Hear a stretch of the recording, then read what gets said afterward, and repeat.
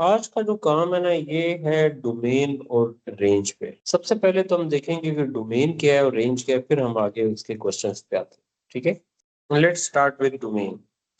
तो the question is what is a domain. जो बहुत ही सिंपल सी डेफिनेशन हम डोमेन की करते हैं ना, हम ये कहते हैं कि वैल्यू ऑफ एक्स। डोमेन वो होता है जो आप वैल्यू ले सकते हैं। वैसे तो आप देखें मैथमेटिक्स में कोई भी वैल्यू ले सकते हैं। जैसे मैं एक फंक्शन लेता हूँ और y is equal to x, आपको पता है बड़ा सिंपल सा फंक्शन है, इसकी लाइन भी इजीली ड्रॉ कर सकते हैं। अगर मैं इसमें टेबल सेट ऑफ टेबल की वैल्यूज अगर हम लेते हैं तो आपको पता है x की वैल्यू मैं -2 ले रहा हूँ, -1 ले रहा हूँ, 0 ले रहा हूँ, 1 ले रहा हूँ, 2 ले रहा हूँ। आप ये कह सकते हैं जी -10 भी ले सकते हैं, -100 भी ले सकते हैं, +100 भी ले सकते हैं, 1000 वैल्यू ले सकते हैं, छोटी से छोटी वैल्यू ले सकते हैं, फ्रैक्शन में ले सकते हैं, डेसिमल में ले सकते हैं, रूट की फॉर्म में ले सकते हैं। आप जो भी वैल्यू लेंगे ना, अगर उसके अगेंस्ट कैलकुलेटर आपको आंसर देता है तो आप डोमेन में ऐसे नंबर को कंसिडर कर सकते हैं। क्योंकि ये बड़ी सिंपल सी एग्जांपल है, -2 की वैल्यू -2, -1, 0, 1 एंड 2। जितने नंबर हमने सपोज किए उसके अगेंस्ट हमें y का कुछ आंसर मिल रहा है। अब आप ये देखें कि ये नंबर अगर हम स्पेसिफाई करें तो सेट ऑफ रियल हम इसको कह सकते हैं। सेट ऑफ रियल का मतलब होता है कि इसमें मैथमेटिक्स के सारे नंबर शामिल होते हैं। वो नंबर इंटीजर की फॉर्म में हो, वो पॉजिटिव या नेगेटिव इंटीजर की फॉर्म में हो, फ्रैक्शन में हो, वो स्क्वायर रूट की फॉर्म में हो। यानी इन जनरल अगर बात करूं रैशनल नंबर या इरेशनल नंबर, तमाम के तमाम नंबर सेट ऑफ रियल में शामिल होते हैं। आप जब उनमें से कोई भी नंबर लेंगे तो आप देखेंगे कि आपके पास y का कुछ आंसर आ रहा है। जो y का आंसर है अगर आ जाए तो फिर आप x की वैल्यूज को कह सकते हैं डोमेन। अच्छा, इससे पहले कि मैं नेक्स्ट एग्जांपल लूं तो मैं रेंज को भी डिस्कस करूं। देखिए रेंज जो है ना, ये कहते हैं कि it is the value of y। ये y की वैल्यू, जो रेंज होगा वो हमेशा डिपेंडेंट वैल्यू, और ये डिपेंड कर रही होती है x की वैल्यू पे। हम x को बोल सकते हैं कि दिस इज इंडिपेंडेंट वैल्यू। ठीक है, तो अब हमें ये इन शॉर्ट पता चला कि डोमेन x की वैल्यू होती है, रेंज y की वैल्यू होती है। डोमेन में हम ये सोच रहे थे कि हम x की कौन सी वैल्यूज ले सकते हैं, तो वो हमें समझ आया कि जिसके अगेंस्ट y का आंसर आए वो आप ले सकते हैं। यहाँ पे अगर हम एग्जांपल को चेंज करें और मैं एक ऐसी एग्जांपल ले लेता हूँ कि जहाँ पे हमें पता चले कि हमारे डोमेन के लिए रिस्ट्रिक्शन क्या है। जैसे मैंने x ले लिया है, अब आप सबको पता है कि स्क्वायर रूट के अंदर नेगेटिव वैल्यूज नहीं ले सकते। सेट ऑफ टेबल आप ले लें, और सेट ऑफ टेबल में मैं इस तरह की वैल्यूज लेता हूँ। जैसे हम ले लेते हैं 4। आपको पता है कि जब 4 स्क्वायर रूट लेंगे वो 2 आ जाएगा। ओके, इसी तरीके से मैं 1 ले लूँ तो 1 का आंसर भी 1 आ गया, रूट ऑफ 1 बनता है। अगर मैं 0 लूँ, 0 का स्क्वायर रूट भी 0। इसका मतलब है ये जितनी मैंने x की वैल्यूज ली हैं y उसको हमें कुछ ना कुछ आंसर दे रहा है। मसलन मैं 5 अगर ले लूं तो ये रूट ऑफ 5 आएगा, और रूट ऑफ 5 डेसिमल में है लेकिन बहरहाल एक आंसर आ रहा है। मैं अगर यहाँ पे -4 ले लूं तो आप ये कहेंगे कि जी कि कैलकुलेटर हमें एरर दे रहा है, क्योंकि जब आप -4 स्क्वायर रूट के अंदर लिखेंगे तो उसमें मैथ एरर आएगा, यानी नॉट पॉसिबल, एक्स की वैल्यू इसमें नहीं आएगी। ठीक है, तो इसका मतलब ये हुआ कि नेगेटिव नंबर जो है वो हमारी डोमेन में नहीं। हम ये कहते हैं जी कि कोई बंदा अगर आपसे ये कहे कि आप अभी छोटे हैं, स्कूल में हैं, और वो आपसे कहें यार चलें कल हम कराची जाए, तो कराची जाना आपकी डोमेन में नहीं है जब तक आप पेरेंट्स की परमिशन नहीं ले लेते। तो इसका मतलब ये हुआ कि हम डोमेन का जब जिक्र करते हैं तो मैथमेटिक्स में डोमेन से मुराद है जिसके अगेंस्ट एक्स की वैल्यू आए। -4 के अगेंस्ट मैथ एरर आ गया, इसका मतलब है -4 हम कंसिडर नहीं कर सकते। अब यहाँ पे क्वेश्चन ये है कि क्या सिर्फ -4 कंसिडर नहीं कर सकते, चले -3 ले लें, कैलकुलेटर फिर वही हमें आंसर देगा।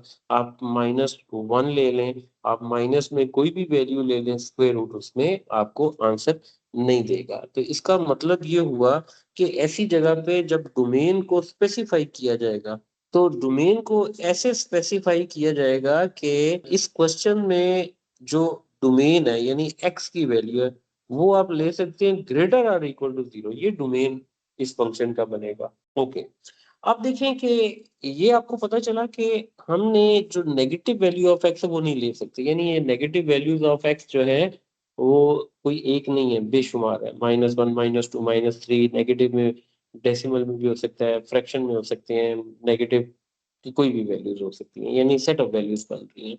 अब मैं यहाँ पे जो एग्जांपल कंसिडर करूंगा, ये भी एक सिंपल सी एग्जांपल है।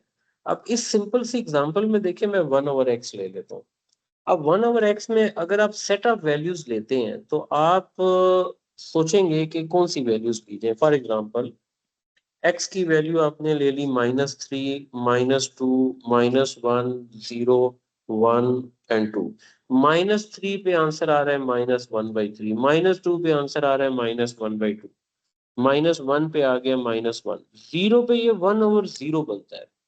इसका मतलब ये हुआ कि at x is equal to 0 y is something undefined. ये चीज क्या आ गई?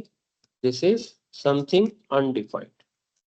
Undefined mean not possible, maths error आ जाएगा। कैलकुलेटर पे आप प्रेस करके चेक करें तो आपका आंसर अनडिफाइंड में आ रहा है, तो इसका मतलब है कि वी कैन नॉट टेक 0। अच्छा, other than 0 whatever the value we are considering, इधर पॉजिटिव और negative value, so we are getting some answer. जैसे यहाँ पे अगर मैं अब ले लेता हूँ जी -1/2 ले लेता हूँ, तो इसका आंसर -2 आ रहा है। आंसर तो आ रहा है, नेगेटिव में फ्रैक्शन लिया फिर भी आंसर आ रहा है। तो इसका मतलब है कि सिर्फ और सिर्फ एक आंसर ऐसा है जिसपे ये एरर दे रहा है, बाकी इसके अगेंस्ट सारे आंसर ले सकते हैं। ऐसी सूरत में आपने क्वेश्चन में देखा होगा कि बार बार लिखा होता है कि x is not equal to 0। वो इसलिए लिखा होता है क्योंकि 0 को पुट करें तो फंक्शन अनडिफाइंड हो जाता है। ये रेसिप्रोकल फंक्शन के साथ ये बात बनती है। तो यहाँ पे जब डोमेन लिखा जाता है, तो डोमेन में अगर आप इसको डिस्क्राइब करके लिखे ना, तो ये बनेगा कि all values of x except x is equal to 0। Mathematical form में अगर आप लिखते हैं ना, तो इसका तरीका ही होता है कि x, ये सिंबल बिलोंग्स का होता है, x belongs to set of real but 0 is not included in the set. यानी मीडियम ब्रैकेट डालते हैं, 0 को सेट से निकाल देते हैं। ये सिंपल है, अगर आप इसको भी अंडरस्टैंड करते हैं तो दैट्स ग्रेट, नो प्रॉब्लम। इसको आप इस तरह भी लेके चल सकते हैं। ठीक है जी, ये थोड़ा सा इंट्रोडक्शन था डोमेन और रेंज का। सबसे पहली बात है कि अब मैं डोमेन और रेंज की जो है ना, वो आपको टाइप्स के लिहाज से क्वेश्चन बताता हूँ। यानी अगर मैं इसकी टाइप लेता हूँ, टाइप 1 जो है, वो आप कह सकते हैं कि जहां पे डोमेन वो बन जाएगा ऑल वैल्यूज ऑफ एक्स। यानी ऑल वैल्यूज ऑफ एक्स का मतलब होता है एक्स बिलोंग्स टू रियल। ये जो होता है ना, ये पोलिनोमियल्स आपके पास बनते हैं। यानी अगर मैं y is equal to straight line लेता हूँ, ये ए एक्स, जिसे हम एम एक्स प्लस सी कहते थे, आपको पता है इसका ग्राफ स्ट्रेट लाइन है। अगर मैं इसका स्ट्रेट लाइन का ग्राफ बनाऊं, तो आप ये कह सकते हैं कि ये एक ऐसा ग्राफ है जो कि इस तरीके से आ रहा है। लेट्स सपोज के जी, अब ये इस तरफ भी एक्सटेंड हो रहा है, इस तरफ भी एक्सटेंड हो रहा है। दोनों तरफ एक्सटेंड होने का मतलब है कि एक्स की वैल्यूज जो है ना, वो वाली आप बढ़ाते जा रहे हैं, बेशक वो पॉजिटिव साइड पे हो या नेगेटिव साइड पे हो। अच्छा, दूसरी टाइप का जो ग्राफ होता है वो क्वाड्रेटिक ग्राफ है, यानी इवन पावर का जो ग्राफ। इवन पावर का जो ग्राफ है वो आपको पता है कि हम उसको हैप्पी फेस की फॉर्म में लेते हैं, और हम ये कहते हैं जी कि ये वो ग्राफ है। अच्छा, इस ग्राफ को मैं अगर एरो से ऐसे शो करूं, इसका मतलब है ये बढ़ता जा रहा है। ये एक्स एक्सिस की वैल्यू है, आप ये देखें कि एक्स की वैल्यू बढ़ेगी तो वाई की वैल्यू भी बढ़ती जाएगी।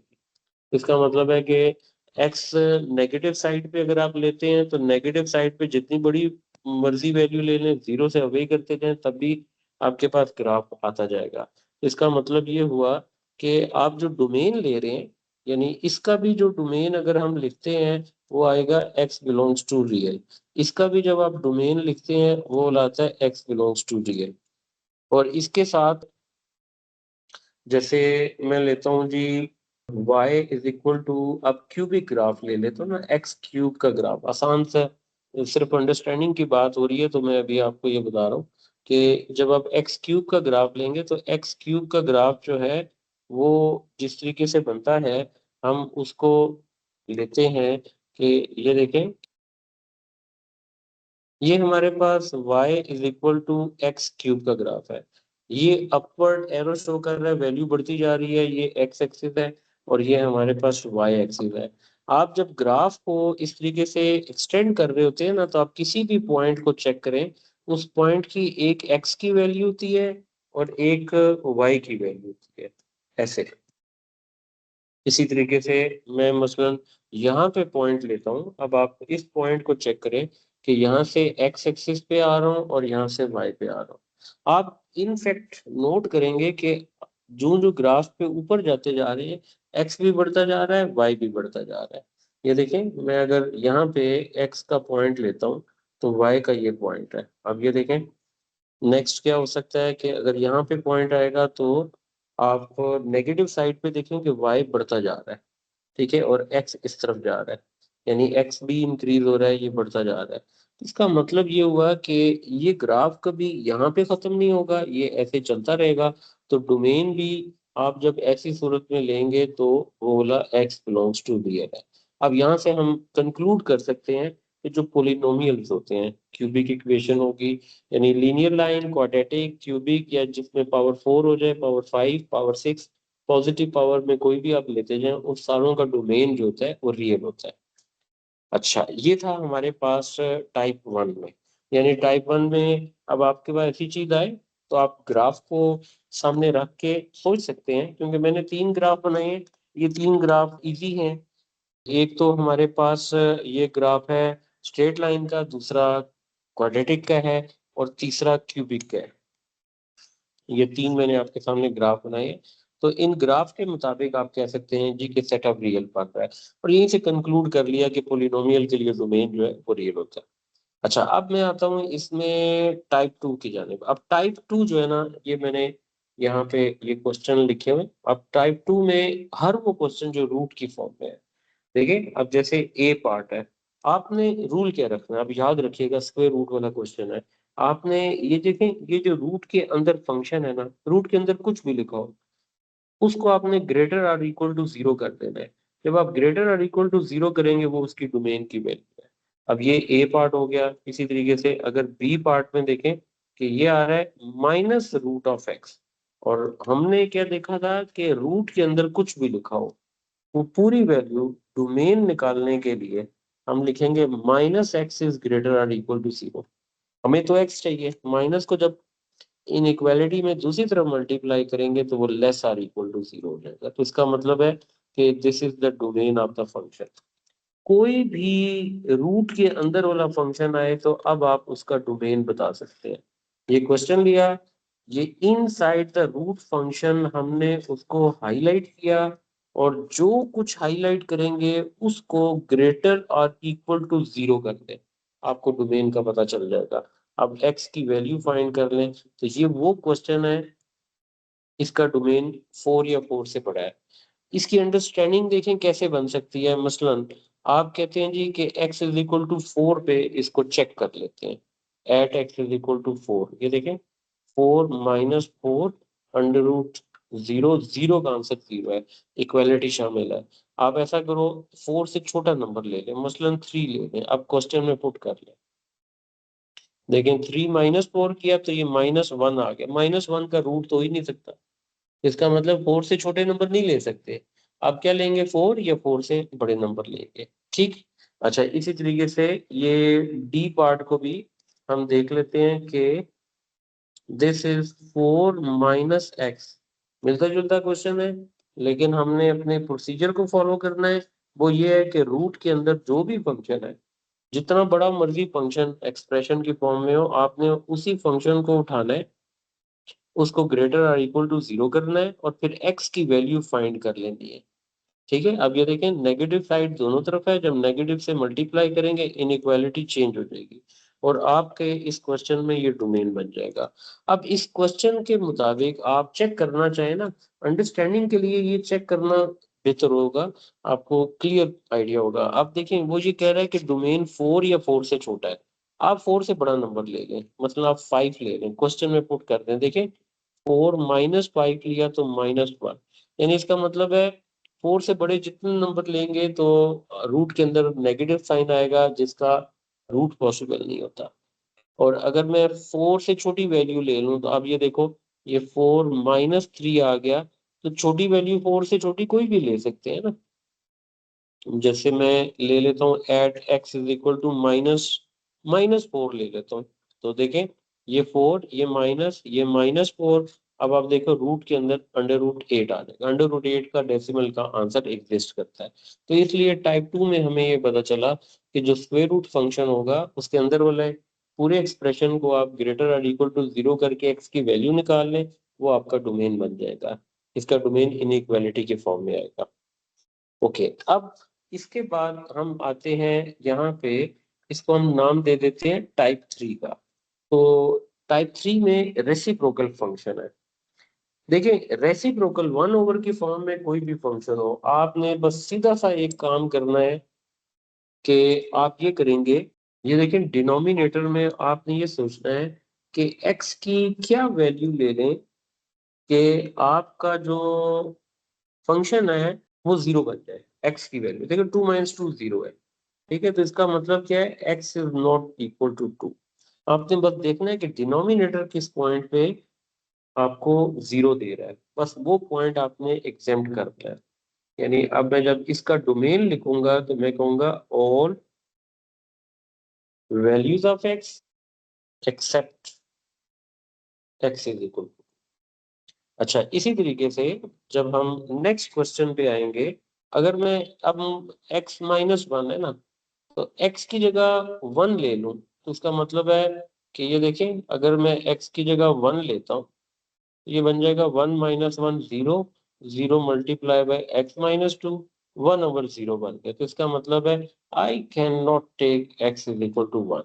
अच्छा, मैं दूसरा फैक्टर अगर देखूं x-2, उसमें 2 को पुट कर दूं तो ये बन जाएगा 1/2 - 2, यानी यहाँ पे पुट कर रहा हूँ तो 1 लिया था ना, 1 - 2, यहाँ पे अब 2 ले लेते हैं, 2 - 1 और ये 2 - 2, देखो वर्किंग करेंगे तो 2 - 1 1 आ गया, 2 - 2 0, यानी 1/0 अनडिफाइंड। तो इसका मतलब है we can also not take x is equal to 2।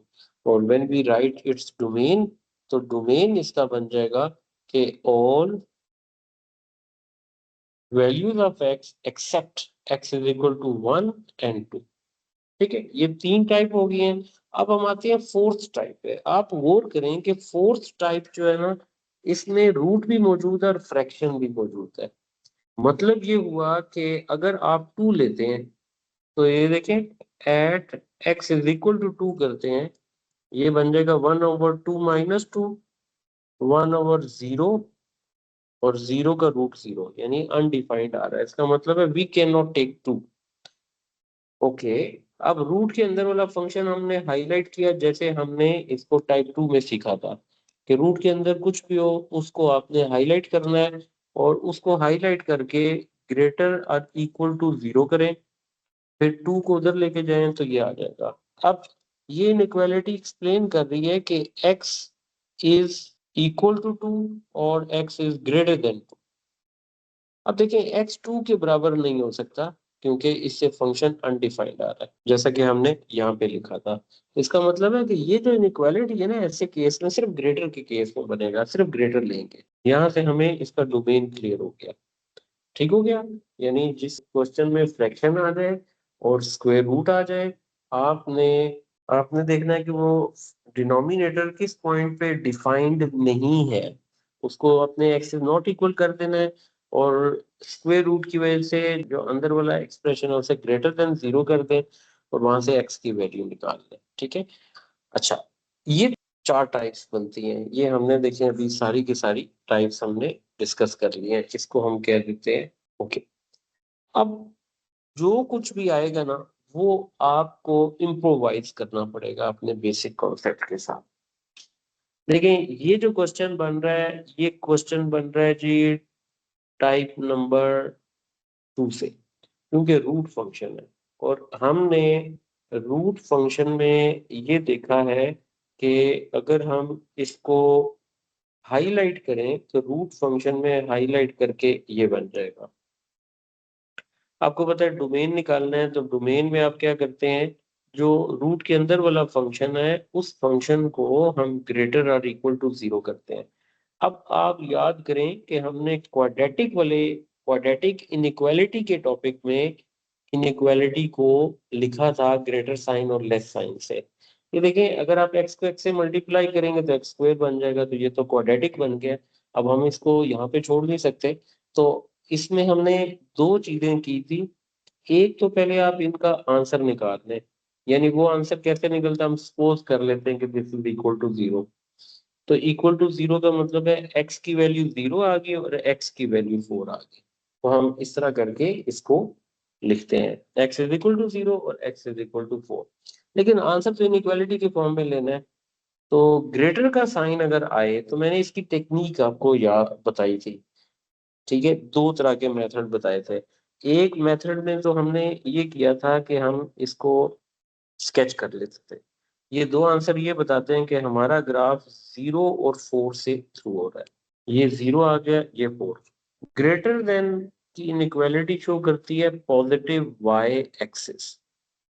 तो पॉजिटिव वाई एक्सिस को अगर हम यहाँ पे हाईलाइट कर लें तो हमें इसके पैरेलल लाइन लेनी है, एक पैरेलल लाइन लेनी है जो इस हाईलाइटेड पार्ट को कट करते हुए जाए और ग्राफ को भी कट करे। तो एक लाइन से भी पता चल जाएगा कि हमारा आंसर जो है वो 4 से बड़ा आ रहा है और ये इस तरफ 0 से छोटा आ रहा है। देखें तो इनइक्वालिटी बन जाएगी, ये 4 आ गया, ये 0। और मैंने दूसरा मेथड बताया था कि our inequality will be greater और equal to greater number and less और इक्वल टू स्मॉलर नंबर। बड़े से बड़ा, छोटे से छोटा। बड़े से बड़े का मतलब greater than the greatest value, छोटे से छोटा mean less than the smaller value. ठीक हो गया। अब क्वेश्चन नंबर एफ एग्जैक्टली वही चीज है, इसको आपने होमवर्क में जरूर ट्राई करना है। गो के जी पार्ट भी वही है लेकिन उसने क्वाड्रेटिक एक्सप्रेशन दिया हुआ है। आप इस क्वाड्रेटिक एक्सप्रेशन को फैक्टराइज कर सकते हैं, ये इसके फैक्टर बन गए। अब आप देखें क्योंकि हमने तो डोमेन निकालना है, तो जब डोमेन निकालना है तो हम ये देखेंगे कि हमारे पास डोमेन की ये टाइप क्या है, ये स्क्वायर रूट वाली टाइप है जिसको हमने 2 का नाम दिया था। और फिर हमने देखा कि रूट के अंदर जो फंक्शन थे हमने उसको हमेशा, जो भी रूट के अंदर एक्सप्रेशन है हमेशा उसको ग्रेटर आर इक्वल टू 0 करें। अब आप को ये पता है कि x का एक आंसर 3 आएगा, एक 4 आएगा। आप इसमें से जो ग्रेटर वैल्यू है उसे ऊपर लिखें, छोटी वैल्यू नीचे लिखें। क्योंकि ये सिंबल ग्रेटर का है तो आपका आंसर आएगा greater than the greater value and less than the less value. ये आपका आंसर आ जाएगा और यही वो वैल्यू है जिसको हम डोमेन बोलेंगे। अब आप जरा चेक करें, जो वैल्यूज आ रही हैं ये 4 आ रहा है, ये 3 आ रहा है। ग्रेटर और इक्वल का मतलब है डॉट आपने 4 से बड़ी वैल्यू और ये भी डॉट और 4 से छोटी वैल्यू। ठीक हो गया। आप देखें कि आप 4 और 3 के दरमियान वाली वैल्यू ले लें, यानी हमारा आंसर 4 से बड़ा और 3 से छोटा है, लेकिन मैं एक काम करता हूँ 3.5 ले लेता हूँ। इस 3.5 को मैं इसके अंदर सब्स्टिट्यूट कर दूं। देखें ये बन जाएगा, मैं फैक्टर वाले फॉर्म में करूंगा क्योंकि जरा वर्किंग आसान हो जाएगी। और 3.5 और -4 ये स्क्वायर रूट आया, लेकिन 3.5 -3 का मतलब है 0.5, 3.5 -4 का मतलब है -0.5। इसको मल्टीप्लाई कर लें -0.25। आपने देखा कि रूट के अंदर नेगेटिव आ गया तो इसका मतलब है कि ये नंबर डोमेन का नहीं है। तो आप इनइक्वालिटी को जब अंडरस्टैंड करेंगे तो वेरीफाई इसके मुताबिक कर सकते हैं। आप 4 से बड़ा कोई भी नंबर ले लें, देखिए रूट का आंसर आ जाएगा। 3 से छोटा कोई भी नंबर ले लें, रूट का आंसर आ जाएगा। मसलन मैं 3 से छोटा नंबर 0 ले लेता हूँ, आप देखें 0 की तरह वर्किंग आसान है। ये 0 ये 0, तो रूट के अंदर क्या बच गया 12। देखो 12 का आंसर कैलकुलेटर आपको दे देगा। इसका मतलब है जो कैलकुलेटर आंसर देगा वो डोमेन में शामिल हो जाएगा। ठीक हो गया। ले जी, अब आप इसको कंप्लीट करें। अब देखें वो क्या कह रहा है। ये डोमेन का कॉन्सेप्ट हो गया। अब हम जरा रेंज की वर्किंग करेंगे। ठीक। अब आपने जरा गौर से रेंज के बारे में सुनना है। Range है the domain of these functions are set of all positive real number। यानी डोमेन क्या है, ग्रेटर देन जीरो। ये डोमेन उसने आपको बता दिया है। Find there range. रेंज निकालने का सबसे जो बेस्ट तरीका है कि आप ग्राफ स्केच करते हैं। ये पार्ट है ना, मतलब सेट ऑफ टेबल की वैल्यूज ले लें और स्ट्रेट लाइन में दो वैल्यूज काफी होती हैं। उसने क्या कहा है, डोमेन ग्रेटर और इक्वल टू जीरो है। आप ऐसा करो ना कि जीरो ले लें, हालांकि जीरो ले नहीं सकते, जीरो से बड़ी लेनी है। और y की वैल्यू क्या आ रही है, 7। और एक वैल्यू कोई और ले लें, 1 ले लें, 2 ले लें। तो 1 लेते हैं तो ये 9 बन जाएगा। अब ये देखें, मैं इसका एक इजी सा ग्राफ बनाऊंगा और मैं कोशिश करूंगा कि उस आंसर को आइडेंटिफाई करूं। उसने रेंज निकालने को कहा। 0 पे 7 आ गया, 2 आ गया, ये 4 आ गया, ये 6 आ गया, ये 8 आ गया और ये 10 आ गया। ठीक। 0 पे 7। अब देखें 7 की वैल्यू जो है ना वो यहाँ पे लाई कर रही है। तो मैं 7 की वैल्यू पे ये देखें ओपन सर्कल डालता हूँ, क्योंकि 0 आपके डोमेन में शामिल नहीं है। तो उसके अगेंस्ट जो आंसर आ रहा है वो भी शामिल नहीं होगा। देखें ये 0, क्योंकि क्लियर है domain is positive. Positive mean greater than 0। तो हमने तो 0 सपोज किया था, तो 0 के अगेंस्ट आंसर भी आया है। लेकिन उसने आपको रिस्ट्रिक्ट कर दिया है डोमेन की वजह से, तो रेंज आपकी उसी के मुताबिक आएगी। अब इसका मतलब है कि नेक्स्ट वैल्यू हमने 1 ली और 1 पे आ रहा है 9। तो 9 के अगेंस्ट में अगर ये ले लो, तो ये दो पॉइंट्स अगर ज्वाइन करें आप स्केल के साथ और इसको आगे एक्सटेंड कर दें, तो ये आपका ग्राफ बन गया। रेंज होती है y की वैल्यू। आप देखें कि आपका ग्राफ जो है, यानी ये जो y एक्सिस है, इसमें नोट करें कि ये जो 7 आ रहा है, ये मैं एरो से ये शो किया है ना, तो आपका ग्राफ 7 से ऊपर की तरफ जा रहा है। तो इसका मतलब ये हुआ कि जब हम रेंज फाइंड करेंगे, मैं इस रेंज को इस तरह लिख लेता हूँ, R F, range of F, this is greater than 7। ये 7 से बड़ा है, क्योंकि यहाँ ओपन सर्कल है, इक्वल नहीं डालेंगे। या आप y लिखना चाहते हैं, y इज ग्रेटर देन 7। या आप f ऑफ x लिखना चाहते हैं तो ग्रेटर देन 7। आप इसमें से कोई भी चीज ले सकते हैं। इसी तरीके से मैं बी पार्ट में रेंज को फाइंड करने की कोशिश करूँ। मैं f ऑफ x के बजाय ये y की फॉर्म में ले रहा हूँ, ताकि टेबल पे जो वैल्यूज लूंगा तो उससे जरा आसानी हो जाएगी x और y की। क्योंकि स्ट्रेट लाइन है तो दो पॉइंट्स ले लें। आप बाउंड है कि x की वैल्यू 0 या 0 से बड़ी लेनी है। 0 ले लें तो y भी 0। अब यहाँ पे 1 ले लें, तो 1 को जब आप इसमें पुट करेंगे तो आंसर आ रहा है -5। 2 ले लें तो ये -10 आ जाएगा। रेंज निकालने के लिए ग्राफ को स्केच कर लिया करें। देखें 0 पे 0, क्योंकि 0 शामिल नहीं है तो x का 0 शामिल नहीं है तो y भी शामिल नहीं है, तो यहाँ पे आप सर्कल डालते हैं। ये सर्कल आ गया। अगर x की वैल्यू आप 1 लेते हैं तो y की वैल्यू आ गई -5। ये आ गए दो पॉइंट्स काफी होते हैं। आप इन्हीं दो पॉइंट्स में से लाइन को थ्रू कर दें तो एरो शो करेगा ग्राफ नीचे जा रहा है। क्योंकि आपने रेंज निकालना है, तो रेंज होती है बेसिकली y की वैल्यू। ये y की वैल्यू आ रही है। ठीक है, ये रेंज की वैल्यू आ रही है। यानी ये इसका मतलब है रेंज y जो है वो नीचे की तरफ जा रहा है। कहाँ से, 0 से। तो आप जब रेंज ऑफ f लिखेंगे, तो रेंज ऑफ f का मतलब है कि y इज लेस देन 0 आप लिखेंगे। ठीक है, 0 से नीचे। क्योंकि आप देखो -5, -10, -15, ये सारी नेगेटिव वैल्यूज आ रही है। ठीक हो गया जी। अच्छा, अब आ जाए सी पार्ट। आपको ट्राई करिएगा। डी पार्ट में मैं आपको लेकर आता हूँ। और डी पार्ट में यहाँ पे लिखा हुआ है एफ ऑफ एक्स, और ये आता है x² - 1। आप लोग जरा सोच के मुझे ये बताएं। इसको क्वाड्रेटिक ग्राफ है ना, तो क्वाड्रेटिक ग्राफ की स्केचिंग के लिए हमें चाहिए टर्निंग पॉइंट।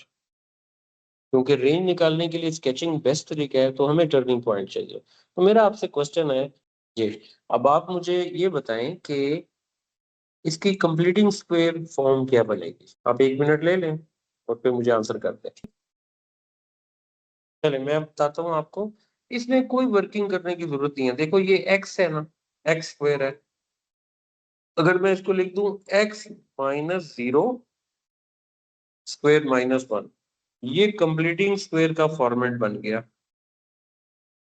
और जब आप इसको कंपेयर करेंगे तो ये देखें, a की वैल्यू यहाँ पे 1 है, तो a 1 आ गया, 1 इज पॉजिटिव, और the shape of the graph is happy face. अच्छा ये -h है, ऊपर -0 है, तो h की वैल्यू 0, k की वैल्यू -1। जो हमारा टर्निंग पॉइंट होता है उसके कोऑर्डिनेट h और k होते हैं।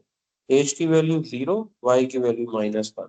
इसका मतलब है कि अगर आप अब ग्राफ को स्केच करें तो 0 - 1 ये टर्निंग पॉइंट आ गया। तो इस टर्निंग पॉइंट का मतलब है कि ये हमारा ग्राफ बन जाएगा। ठीक है, ले जी ये हमारा ग्राफ बन गया।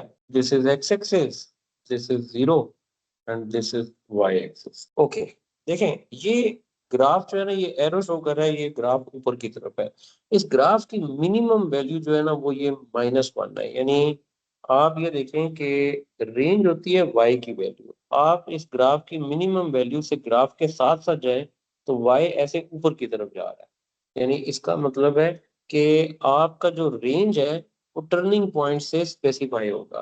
तो जब आप रेंज ऑफ एफ यहाँ पे लिखेंगे तो ये y की वैल्यू क्या हो जाएगी, ग्रेटर और इक्वल टू -1। क्योंकि अब उसने हमें ये शुरू में कहा हुआ है कि डोमेन में x इज इक्वल टू 0 नहीं है। क्योंकि ये देखो इस पॉइंट का ये x की वैल्यू 0 है, 0 शामिल नहीं है, तो उसके अगेंस्ट -1 भी शामिल नहीं होगा। तो आप इस -1 की जगह पे एक सिंपल सा डॉट डाल दें कि आपको पता चले कि माइ 0 शामिल नहीं है, तो 0 के अगेंस्ट जो भी आंसर है वो भी शामिल नहीं है। इसका मतलब है आपकी इनइक्वालिटी क्या होगी, ग्रेटर देन -1। तो इस तरीके से क्वाड्रेटिक ग्राफ में कंप्लीटिंग स्क्वायर जैसे ये बना हुआ है, तो आप ये देख सकते हैं कि इसका जो पॉइंट बन रहा है -2 एंड -1 बन रहा है। आप इसको क्विकली देख सकते हैं कि जैसे मैं ई पार्ट का क्वेश्चन भी यहाँ पे लिखता हूँ कि y की वैल्यू आ रही है x+2 स्क्वायर आ रहा है और -1 है। और मैं यहाँ पे फंक्शन लिख लेता हूँ, वो फार्मूला जो है जो हमने क्वाड्रेटिक में पढ़ा था, मैं दोबारा लिख रहा हूँ ताकि आपको रिकॉल हो जाए और आप भी उसकी प्रैक्टिस कर लें। अगर भूल रहे तो एक बार दोबारा भी प्रैक्टिस कर लीजिएगा। कंपेयर करें तो a की value 1, 1 is positive happy face है। इसका मतलब है -h की वैल्यू 2 है, तो h की वैल्यू -2 हो जाएगी, और k की वैल्यू आ रही है -1। अब आप देखो ये -2 एंड -1 है। अगर आप ऐसे किसी भी क्वेश्चन को स्केच करेंगे ना, तो ये देखें ये -1 आ गया, ये -2 आ गया। लेट्स सपोज ये पॉइंट बन गया -2 और -1। ठीक, अब आपको पता है कि जो डोमेन है ना वो है ही ग्रेटर देन 0 है, और डोमेन होती है x की वैल्यू। और इस क्वेश्चन में x की वैल्यू -2 है, ये तो आप ले ही नहीं सकते। यानी इसका मतलब है कि अगर मैं यहाँ से ग्राफ को प्लॉट करूँ ना, आपका ये जो ग्राफ है ये कुछ इस तरीके से इधर जाएगा, और यहाँ से ये वाला ग्राफ ऐसे हो जाएगा। अब हमें लेफ्ट साइड पे नेगेटिव साइड पे ग्राफ नहीं चाहिए, ये मैंने इसको डॉटेड में कन्वर्ट कर दिया। अच्छा दूसरी बात है, y एक्सिस पे x 0 होता है। ये देखें यहाँ पे ये जो भी पॉइंट आ रहा है ना ये भी शामिल नहीं होगा। x को 0 करें, इसका मतलब है अगर हम x को 0 करते हैं मेन क्वेश्चन के अंदर, तो y की वैल्यू आ रही है यहाँ 0, ये 2 स्क्वायर 4, 4 -1 3 आ गया। तो ये पॉइंट 3 बन रहा है। आपका ग्राफ 3 से ऊपर वाला है, इसका मतलब है ये जो 3 से नीचे वाला ग्राफ है ये हम नहीं ले सकते ना।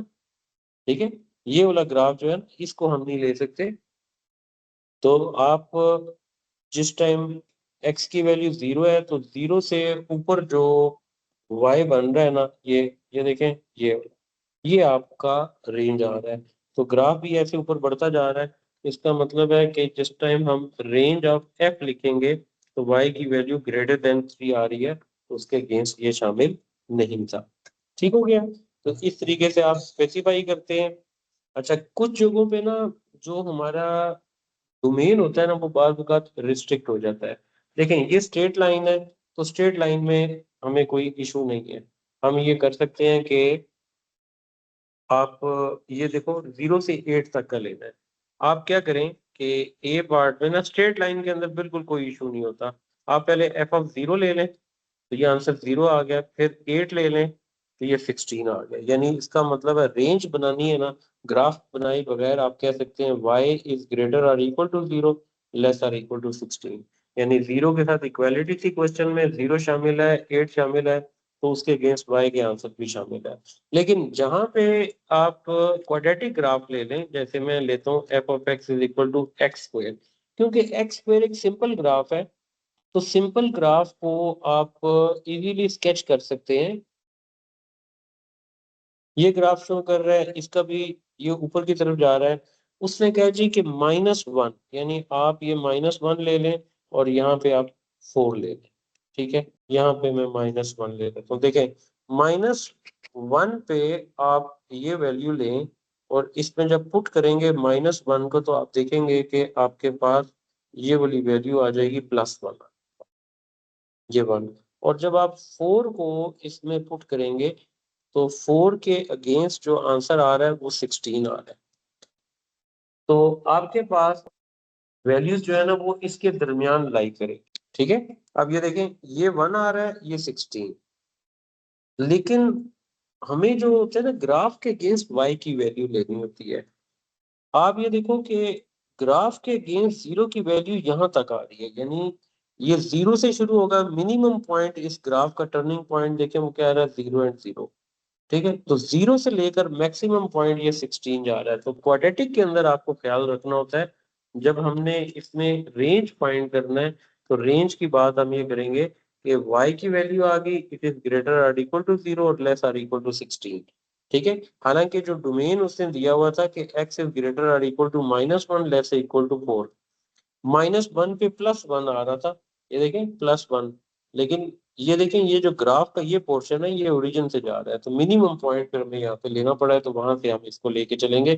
ले जी, ये वाला डोमेन और रेंज का भी मैंने थोड़ा सा आइडिया आपको दे दिया है, तो ये मैं आपसे अभी फर्दर भी शेयर कर देता हूँ। आप इसके क्वेश्चंस को ट्राई करें, फिर इसमें जो प्रॉब्लम होता है उसे हम फिर इंशाल्लाह मंडे को डिस्कस करेंगे।